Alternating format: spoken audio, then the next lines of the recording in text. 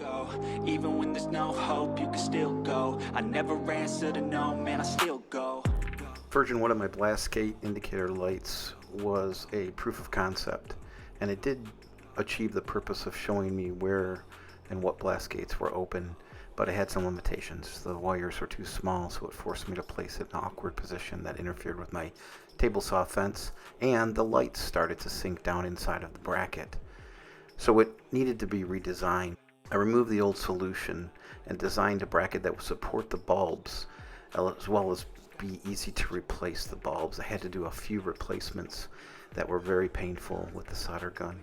So I went back to the drawing board and created a slotted channel in the bottom of a used scrap 2x4 and came up with the idea to make a parallel circuit exactly the same.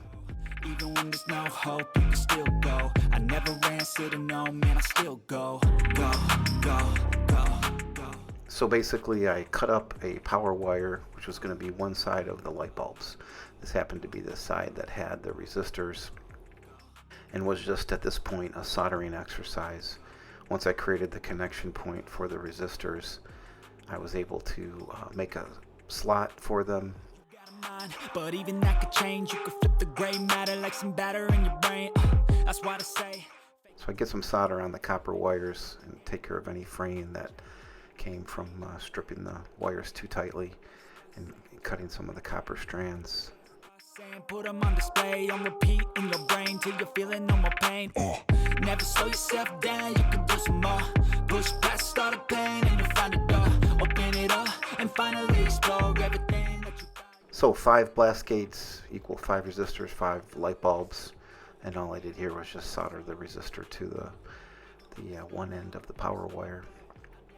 And you can see where I wanted to place the bulbs. I wanted to make the bracket be a little bit more geometric representation of the table geometrically of where the tools were, so it was a little bit easier for someone to recognize which blast gate was open that didn't actually design the entire table like I did. But this was an incredibly fun project, so it was kind of a labor of love at this point. I always say you need to do something 3 times to really develop the skills that you need to do it right, and this is only my 2nd attempt, so you can look for that 3rd video sometime in the future. So once the resistors were soldered on, I just trimmed them off at one end because the other end is where the light bulb's going to attach.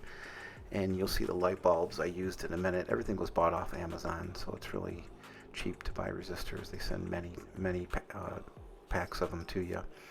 And I chose this resistor under the advice of a friend. He said just try different resistors till you get the brightness of the light bulb that you want.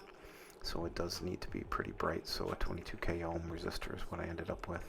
So here I position the resistors to accept the bulbs, get the 5 bulbs out, position the nodes of the bulb so I can solder them, and just tin up my soldering iron, and sure enough I just put a little bit of solder on each one and then trim those up too. So the other end of the light bulb needs to go to a parallel wire, a wire that goes all the way to the switch at the blast gate.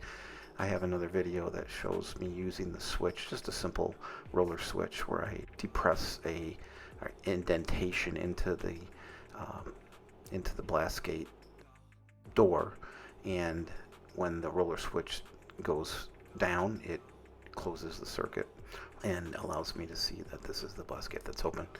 So those roller switches have been really robust.